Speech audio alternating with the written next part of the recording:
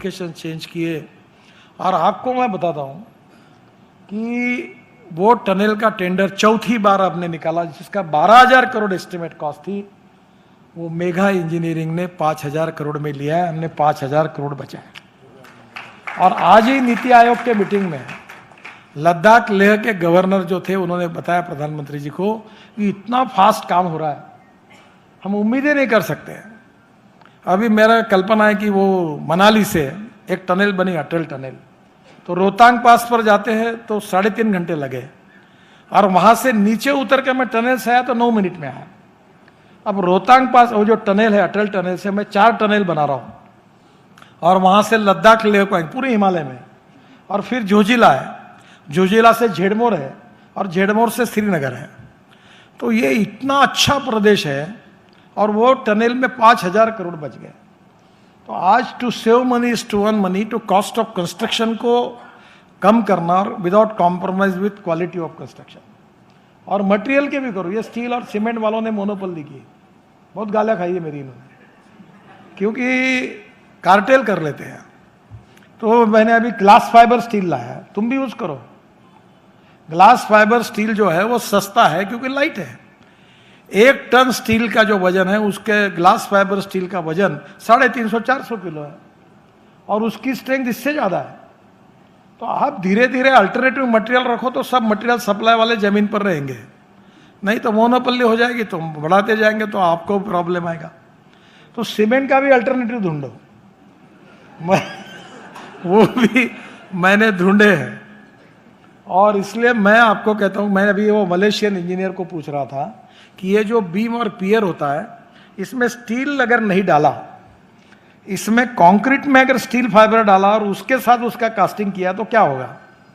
तो वो बोला, यह पहली बार आपने मुझे ये पूछा है, मैं अध्ययन करता हूं, पर मुझे आपकी बात समझ में आ रही कि स्टील फाइबर डालने से जब स्ट्रेंथ बीम की इतना जाने के बजाय इतने ही है, कम है, तो ये हो सकता है ना, स्टील को निकाल दो उसमें से। और ये जो स्टील फाइबर है, उसमें जो पुराने टायर जो थे वो इंपोर्ट नहीं हो रहे थे, तो मैंने स्टील फाइबर के लिए पुराने टायर को, मैं ऑटोमोबाइल का मंत्री हूं, तो मैंने एनवायरमेंट वालों को इसको इंपोर्ट करो। तो अभी प्लास्टिक 10% और रबर पाउडर 10% बिटुमिन में डाल रहे हैं, क्योंकि वेस्ट टू वेल्थ यही है। तो मैंने वो तार निकलती है टायर में से, तो मैंने कहा ये तार से फाइबर निकालो वेस्ट में, बंगाल से, और ये कास्टिंग में डालो, ताकि नए स्टील वालों के पास जाने की जरूरत नहीं पड़ेगी। ये 30 रुपए 40 रुपए किलो मिलेगी, इनका 60 रुपए किलो है। तो और अभी हमने स्क्रैपिंग पॉलिसी भी लाई हुई है। तो मेरा आपको यही सुझाव है कि कॉस्ट ऑफ कंस्ट्रक्शन को कम करने के लिए इनोवेशन और टेक्नोलॉजी में successful practice in the world, उसका उपयोग करो, उस मटेरियल का उपयोग करो। अभी बांबू का काफी उपयोग हो रहा है। अभी बंगलोर का नया एयरपोर्ट बांबू का बन रहा है, मालदीव में बड़े बड़े होटल्स बांबू के बन रहे हैं, वो भीमा बांबू हम जगह जगह लगा रहे हैं। तो जब बांबू लगना, bamboo is a good material for construction, तो आप जब 4 अल्टरनेटिव तैयार होंगे तो स्टील वाले के भाव जमीन पर रहेंगे। और इसलिए स्वाभाविक रूप से कंस्ट्रक्शन इंडस्ट्री को बहुत अच्छा फ्यूचर है।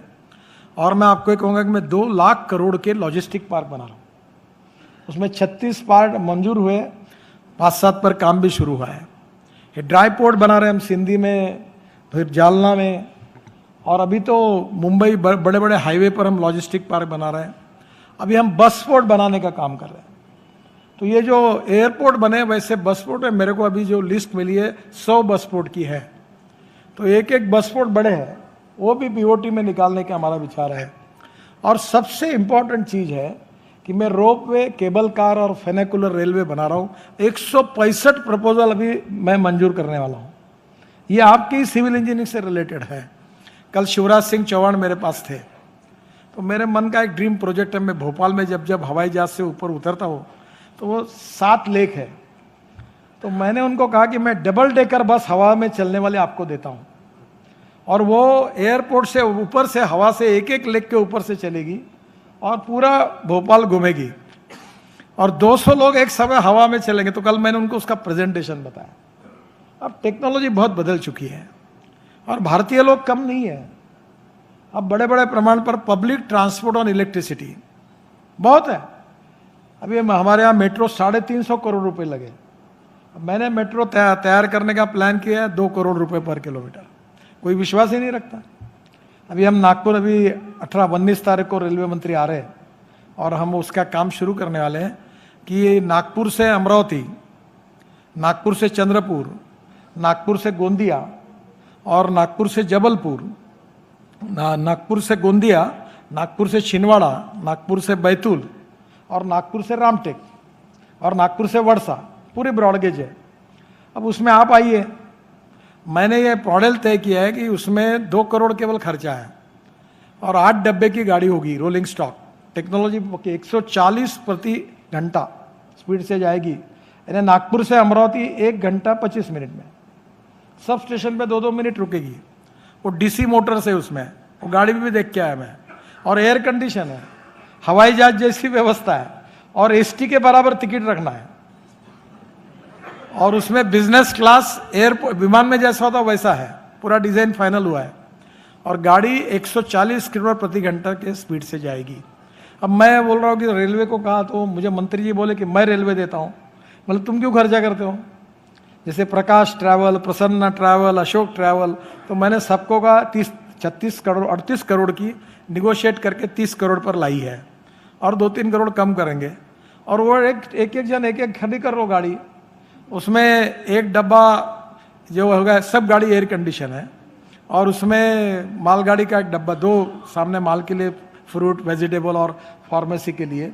और अभी 100 मेट्रो चाहिए और आपको जो टिकट है वो पूरा ऑटोमेटिक है, कहीं आपको टिकट देने की जरूरत नहीं। और जो माल है वो आपको किराया मिलेगा, उसके भी एजेंट होंगे और उसका पर किलोमीटर केवल रेलवे को चार्ज देना है और वो भी बहुत कम किया है। रेलवे मंत्री जी को मैंने रिक्वेस्ट की है, अच्छा आया रहा, 3 साल में पैसे निकल जाएंगे।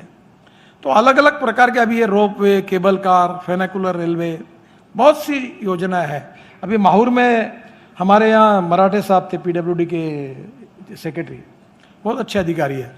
तो अभी माहौर का मैं भूमि पूजन करने जा रहा हूँ, तो मैं सोच रहा था रोप वे बनाऊंगा। तो उन्होंने मुझे आके कहा कि तो सब रोप वे क्यों सस्ते में बनेगा? मतलब कैसा?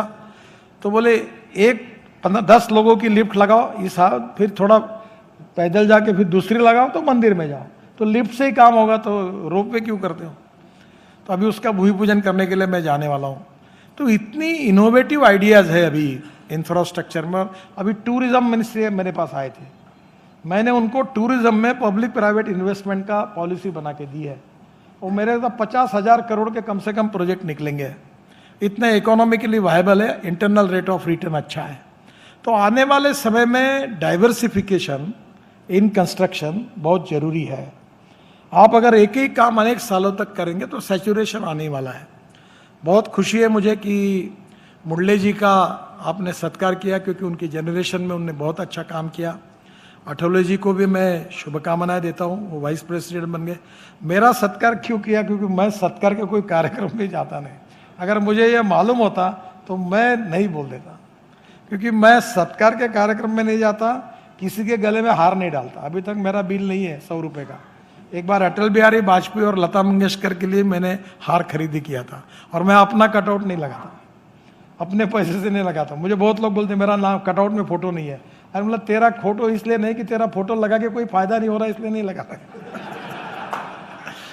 जिस दिन लोगों को लगता है इनका फोटो लगाने से फायदा है तो लगा देते, मतलब आप चिंता क्यों करते?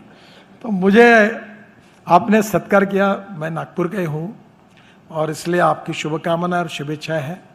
और बल्कि मैं इंजीनियर नहीं होने के बाद भी मुझे काफ़ी काम करने का मौका मिला और अभी भी हर साल 5 लाख करोड़ के काम है। मेरे पास पैसे की कमी नहीं है कोई। आपको मैं बता दूं, आप हमारे यहाँ काम करिए, ये महाराष्ट्र सरकार में बहुत तकलीफ है, हमारे यहाँ नहीं है। हमारे यहाँ दूसरा ठेकेदार को हमारे यहाँ घर आने की जरूरत भी नहीं है। बाकी जगह वो अभी आप बोल रहे थे ना भाषण में, काउंसिल तैयार करो, तो मैंने अजय को और सुनील को कहा और लिफाफा मांगने वाला नया तैयार हो जाएगा। पहले तो तुम त्रस्त हो। अच्छा, तुम्हारे में बोलने की हिम्मत ही नहीं है, क्योंकि बोलोगे तो काम नहीं मिलेगा। चुपचाप सब गांधीवादी हो आप। क्योंकि नोटा दिए बिना काम नहीं होता कोई। तुम्हारी भी आदत बराबर है। तो अभी ज़्यादा रिस्ट्रिक्शन वाले एजेंसियां मत बढ़ाओ, उल्टा कम करो। मैंने अभी निर्णय किया कि एक फाइल 16 जगह जा रही थी, तो पीएम ने कहा यह 4 जगह जानी चाहिए। तो एनएचआई चेयरमैन को कहा तुम्हारी कितनी जगह जा रही? 9 जगह जा रही, 12 जगह जा रही। मैंने बोला ये क्यों कर रहे हो आप? बोले सर ये प्रोसीजर है। मतलब प्रोसीजर नहीं है, हर जगह जिसके पास फाइल जाती है वो बोलता माझं काय हड़ा म्हणलं ये बंद करो। और अभी 4 ही जगह जाएगी। जितने लोग फाइल को जांच करते हैं उनसे कैसे क्लियर करना, उसका एक्सपर्टाइज आप जैसे लोगों के पास है, और किसके पास है तो मैंने कहा कि ये धंधा ही बंद करो, अब डिजिटल ट्रांजैक्शन करो ताकि ऑफिस में जाने की जरूरत ही नहीं पड़े। तो आने वाले समय में आपकी डिफिकल्टीज, तकलीफें मैं जानता हूँ। आज अर्बन इस पर भी नीति आयोग में चर्चा थी, और निश्चित रूप से नक्शा सैंक्शन करने के लिए आपको कारपोरेशन में क्या क्या करना पड़ता है इसके ऊपर बहुत किताबें लिखी जा सकती है। मुझे पता है आने वाले मेरे भी घर के नक्शे के लिए मेरे लड़के ने एक बार मुझे बोल दिया की माझ्या फंदात पडू नका, तुमचं नाव ही माझी अडचण आहे, आम्ही आमचं काम करून घेऊ, तुम्ही फोनही करू नका आणि कोणाला सांगूही नका तुम्ही सांगितलं तर आमची तकलीफ वाढते म्हणे। तो मुझे पता है कि कितने प्रॉब्लम्स आपको फेस करने पड़ते हैं, पर life is a game of contradiction, compulsion and limitations. The man is not finished when he is defeated, but he is finished when he quits. मैं रिचर्ड निक्सन के ऑटोबायोग्राफी का यह वाक्य अक्सर याद रखता हूँ। जब वो चुनाव हार गए और वाटरगेट के कारण उनकी बहुत बदनामी हुई, तो वॉशिंगटन में उनको कोई एरिया में रहने के लिए जगह नहीं मिल रही थी, लोगों ने बहिष्कृत किया था, और ऐसे समय उन्होंने अपनी जीवनी लिखी है। वो किताब मैंने बहुत सुंदर लिखी है। उसके आखिरी में एक सुंदर वाक्य है, वो यही वाक्य है कि the man is not finished when he is defeated, but he is finished when he quits. युद्ध भूमि पर हारने के बाद कोई समाप्त नहीं होता, युद्ध भूमि छोड़कर जब भाग जाता है तब समाप्त होता है। तो लड़ते रहना चाहिए। आपके यहाँ तो मालूम नहीं, पर मैंने कंस्ट्रक्शन कंपनी के अनेक लोगों को जो मुर्दा करके डिक्लेयर हो गए थे उनको जान फूकी और उनको फिर काम को लगा दिया, बड़े बड़े कंपनियों को। और अभी भी मैं कल वो हमारी आईएएस ऑफिसर है एनएचआई की चेयरमन, उसको कह रहा था, तिला मराठी समजतो उनको, मॅडम मी म्हटलं वधूवर सूचक मंडळ काढला। सर इसका मतलब क्या है? मैंने बोला जो महिला विधवा हुई है उसका पुनर्विवाह करने का काम शुरू किया है। तो जो कॉन्ट्रैक्टर फेल हो गया उसको दूसरा कॉन्ट्रैक्टर देखते रहता हूँ, उसका काम फिलहाल शुरू किया, और धीरे धीरे सब प्रॉब्लम सॉल्व हो गए। क्योंकि मैं जब मंत्री बना तो 3,85,000 करोड़ के 406 प्रोजेक्ट स्टॉल प्रोजेक्ट थे, और हमने इंडियन बैंकों को 3 लाख करोड़ के एनपीए से बचाया, और उसमें से 40,000 करोड़ के प्रोजेक्ट केवल रिजेक्ट किए, बाकी सब फिर से खड़े किए। क्योंकि 90% सरकारी अधिकारी जिम्मेदार थे प्रोजेक्ट के लिए जो अटक गए थे। तो आज भी आपके पास अड़चने हैं, समस्या है, पर छोटू भैया जैसी सक्सेस स्टोरी है। और आज छोटू भैया, और मुझे लाभे साहब की भी याद आ रही है, छोटू भैया के बहुत खास मित्र थे, वो भी छोटू भैया के साथ बिल्कुल हर काम में अग्रसर रहते थे। उनका मृत्यु हो गया, पर निश्चित रूप से छोटू भैया का जो कुछ उन्होंने काम किया वो हम निश्चित रूप से याद रखेंगे। और मैं आज के दिन में भगवान से यही प्रार्थना करता हूँ कि उनको निरोगी और दीर्घायुष्य प्राप्त हो, यही प्रार्थना करते हुए अपनी बात को समाप्त करता हूँ।